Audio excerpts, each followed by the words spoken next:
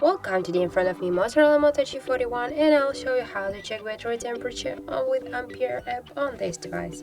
So first you should go to the Play Store, and in this search pull tab enter Ampere. Now we have to get this application, so tap to install and wait a couple of seconds while application is installing on your device. Now just open the app. Here click yes I agree, we close. On the left down corner tap here to OK, and as can you see here we got our battery temperature at 28.1 degrees right now. Also we got here now other information about our battery health level, capacity, also about our phone model, info, Android version, and more other information. So that's how it looks. If you found this video helpful, remember to leave a like, comment and subscribe our channel.